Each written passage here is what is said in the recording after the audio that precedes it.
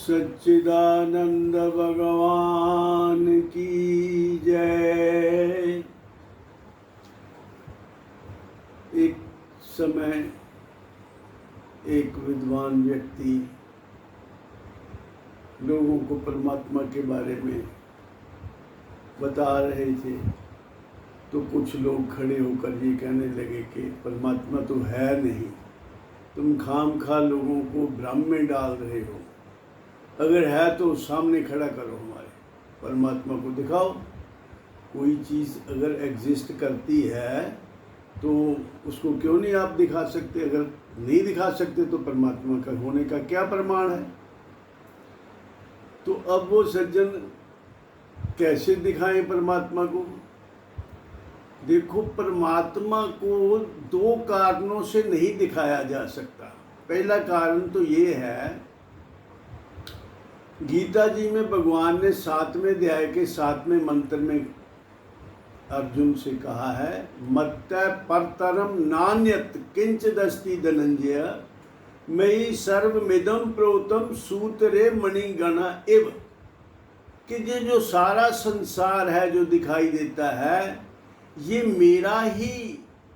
मेरी ही विभूति है, मेरी ही मैनिफेस्टेशन है। यानी संसार के रूप में मैं ही हूँ, मेरे बगैर और कुछ है ही नहीं। मत्तः परतरम नान्यत्, किंच मात्र भी और कुछ नहीं है।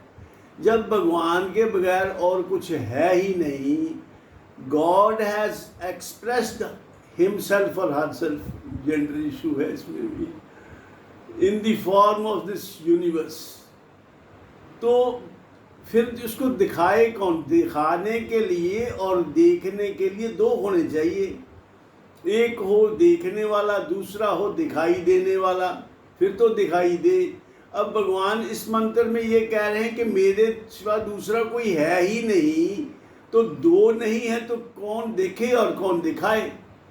इसलिए इस कारण से आप परमात्मा को देख नहीं सकते, क्योंकि आप भी तो उसमें इंक्लूडेड हैं। यू योरसेल्फ आर गॉड, इसलिए परमात्मा को नहीं देखा जा सकता। दूसरा कारण ये है, जितनी भी ये सृष्टि है हमारी जो दिखाई देती है, इसको दो भागों में डिवाइड कर सकते हैं। एक वो जो दिखाई दे रहा है, अब मैं इस वॉल को, इस कमरे को देख रहा हूँ, गुलदस्ते को देख रहा हूँ, गुलदस्ता दिख रहा है मुझे, ये देखने की चीज़ है और मैं देखने वाला हूँ। इन अदर वर्ड्स इसको कहें, मैं सब्जेक्ट हूँ, ये ऑब्जेक्ट है, ये दिखाई देता है, मैं इसको देखता हूँ। अब जो दिखाई देता है वो तो मल्टीपल है, बहुत सी चीज़ें दिखाई देती हैं, और जो देखने वाला है वो एक ही है। अब देखने वाला कौन है? देखने वाला भगवान ने स्पष्ट किया है गीता जी के 13वें अध्याय के पहले मंत्र में। वो भगवान ने अर्जुन को कहा, इदम शरीरम कौन्तेय क्षेत्र मिथ्या विधीयते एक तद्यो वेति तम प्राहु क्षेत्रज्ञ इति तद्विद। और आगे कहा, क्षेत्रज्ञम चापि माम विद्धि सर्व क्षेत्रेषु भारत क्षेत्र क्षेत्रज्ञ योर ज्ञानम यत्तद ज्ञानम मतम मम। इसका मतलब ऐसे है, ये बताया भगवान ने कि ये जो शरीर है ये खेत है। खेत क्यों कहा? खेत इसलिए कि ये खेत से जो चीज़ें आती हैं उसी से बना है। शरीर कैसे बना? शरीर माँ के पेट में बना है। और किससे बना है? माता पिता के राज और वीरज से इसका निर्माण हुआ है, और जो कुछ माता ने खाया उससे इसके शरीर की अंदर वृद्धि हुई। 9 महीने में ये तैयार हुआ बन करके और फिर बाहर आया। तो ये खेत की ही उपज है। इसका बीज भी जो बोया गया वो भी खेत से शरीर माता पिता का बना, उससे इसका बीज बना। उस बीज ने डेवलप जो किया वो भी खाए पिए चीज़ से, वो भी खेत से आया। तो ये शरीर जो है खेत का ही एक मॉडल है, समझ लीजिए। ये खेत में से जो उपज आई है उसकी प्रोसेस्ड फॉर्म है शरीर। तो इसलिए हमें तो ये शरीर दिखता है, भगवान को ये खेत ही दिखता है। अब जो कुछ हम खाते पीते हैं, अब मैं पानी पी रहा हूँ, जब तक मैंने नहीं पिया ये पानी है, ये गिलास में है, ये मैं नहीं हूँ। अब मैंने इसको पी लिया, अब जो ये पानी था ये मैं बन गया। ऐसे ही मैं जो कुछ भी खाता हूँ वो खेत से खलिहान में, खलिहान से मकान में, मकान से रसोई में, रसोई से प्लेट में, और प्लेट से जब पेट में चला जाता है और मैं बन जाता हूँ। मैं मान लो एक सेब खाता हूँ, उस सेब से मेरा शरीर बनता है, सेब मेरे शरीर में कन्वर्ट हो जाता है। जो कुछ हम खाते पीते हैं वो सारा उसी से शरीर की एनर्जी बनती है, उसी से ही सुनने की शक्ति बनती है, उसी से ही देखने की शक्ति बनती है, उसी से एनर्जी मिलती है, शरीर को मेंटेन होता है उससे शरीर। उस खाए पिए से ही शरीर बनता है, उसी से ही मेंटेन होता है। तो ये खेत कहा इसलिए भगवान ने इसको।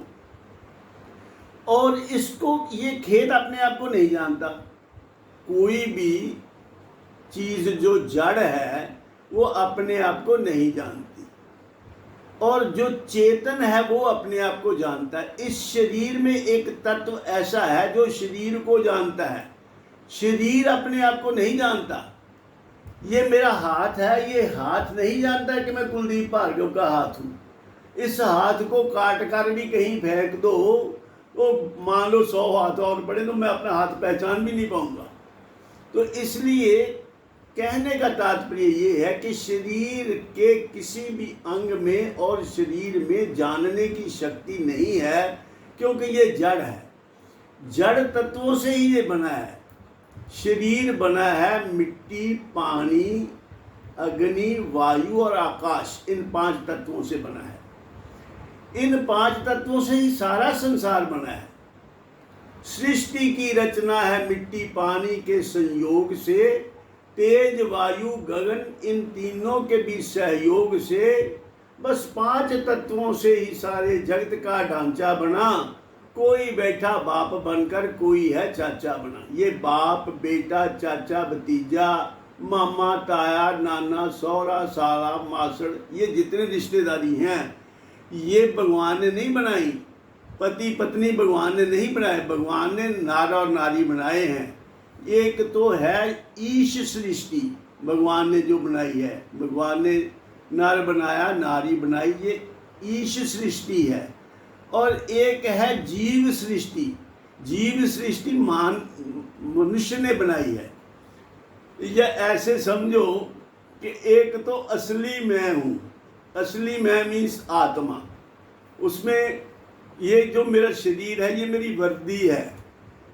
ये आत्मा जो है ये मुझ में और फीमेल में एक जैसी ही आत्मा, सब में आत्मा एक जैसी ही है।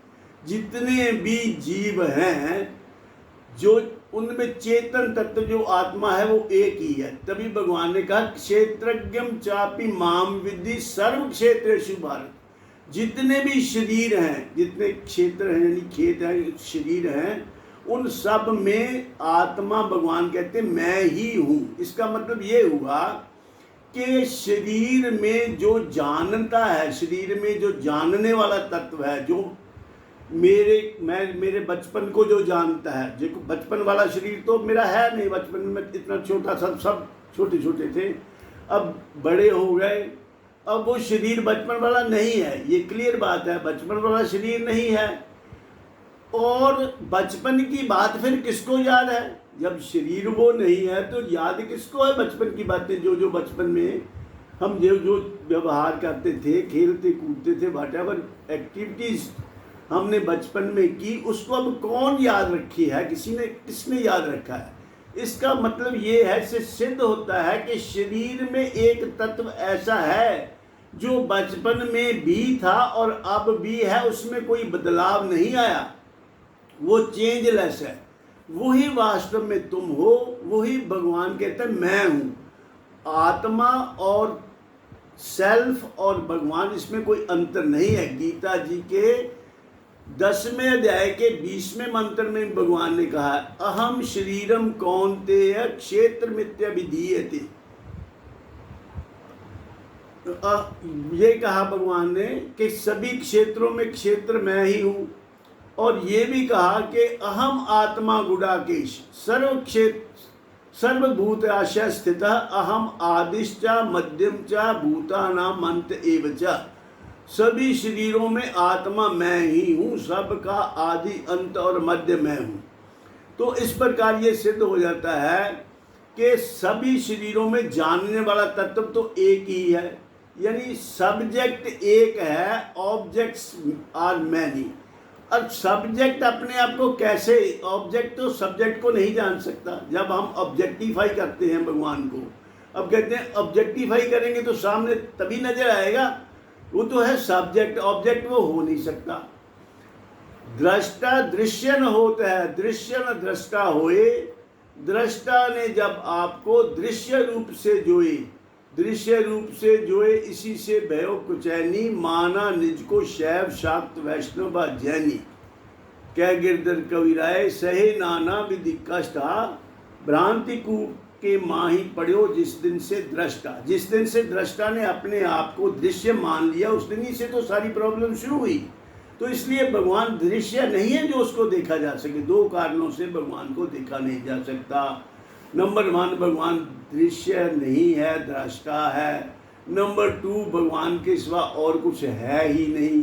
तो जो दूसरा तत्व है ही नहीं, कौन देखे फिर कौन दिखावे। तो इस कारण से भगवान देखने की चीज़ नहीं है, भगवान को महसूस किया जा सकता है, अनुभव किया जा सकता है, अनुभूति की चीज़ है। भगवान की हमें अनुभूति हो सकती है, भगवान के दर्शन नहीं हो सकते। अगर हम भगवान को ऑब्जेक्ट मानेंगे तो उस वक्त वो भगवान नहीं होगा, फिर वो भगवान का प्रतीक है। मंदिरों में भगवान के प्रतीक हैं, उनके माध्यम से हम भगवान की अनुभूति करते हैं। इसलिए ये गलत बात है कि हम कहें कि हमें भगवान दिखाओ तभी हम मानेंगे। भगवान के बिना तो कुछ दिखाई ही नहीं दे सकता। ये भगवान दिखने की चीज़ नहीं है, भगवान देखने वाला है। इन्हीं शब्दों से मैं अपनी वाणी को विराम देता हूँ और आप सबके कल्याण की कामना करता हूँ। भगवान आपके जीवन में आनंद और शांति और खुशियाँ बनाए रखे। जब तक जियो सुख से जियो। सर्वे भवन्तु सुखिनः, सर्वे सन्तु निरामयाः, सर्वे भद्राणि पश्यन्तु माँ कश्चित् दुःख भाग् भवेत्। ओम शांति शांति शांति।